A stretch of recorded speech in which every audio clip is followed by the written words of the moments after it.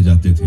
इतना सब कुछ भोगने के बाद भी उन्होंने करोड़ों मनुष्यों के बारे में सोचा, उन्हें इंसान का दर्जा दिलाया। इसका मतलब बाबा साहब राजनीतिक आजादी से भी बड़ी आजादी सामाजिक स्वतंत्रता को मानते थे। इस सामाजिक आजादी को बाबा साहब बखूबी समझ गए थे, इसीलिए उन्होंने सामाजिक स्वतंत्रता की बात पहले रखी तथा कानूनी रूप से इसके प्राविधान भारतीय संविधान में स्थापित किए। गांधी जी केवल राजनीतिक स्वतंत्रता की लड़ाई लड़ते रहे, पर उन्हें ये बात पता नहीं चल पाई कि बिना सामाजिक स्वतंत्रता के राजनीतिक स्वतंत्रता अधूरी है। बिल्कुल ठीक समझा तुमने। कबीर ने बहुत पहले कहा है कि कबीरा कुआं एक है, पानी भरे अनेक, बर्तन में ही भेद है, पानी सब में एक। बाबा साहब तीन तरह की स्वतंत्रताओं की बात करते हैं। राजनीतिक स्वतंत्रता जो अमेरिका में आई, बाद में भारत में भी।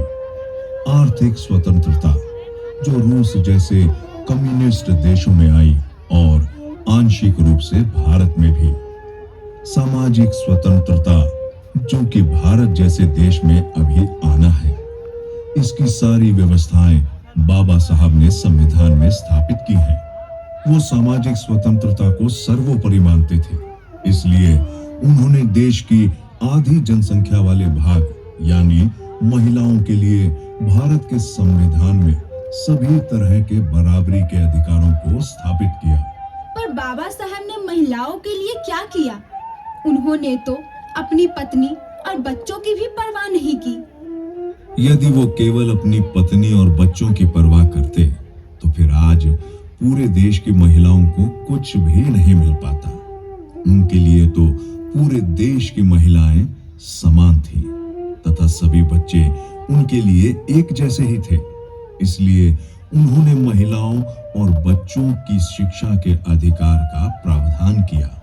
महिलाओं को पुरुषों के समान अधिकार, संपत्ति में बराबर का अधिकार मिल सके, इसके लिए भारत के कानून मंत्री रहते हुए भी वो हिंदू कोर्ट बिल संसद में लाए, जिसका विरोध हिंदू संगठनों ने किया।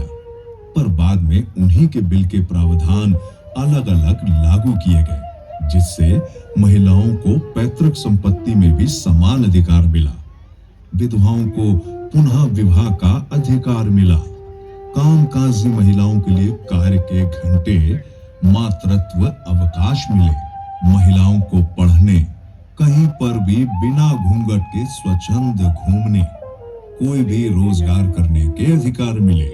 वोट का अधिकार महिलाओं को समान रूप से एक ही दिन अर्थात संविधान लागू होने की तिथि से मिला, जबकि अमेरिका को आजादी मिलने के 90 वर्षों बाद वहां की महिलाओं को वोट देने का अधिकार मिला।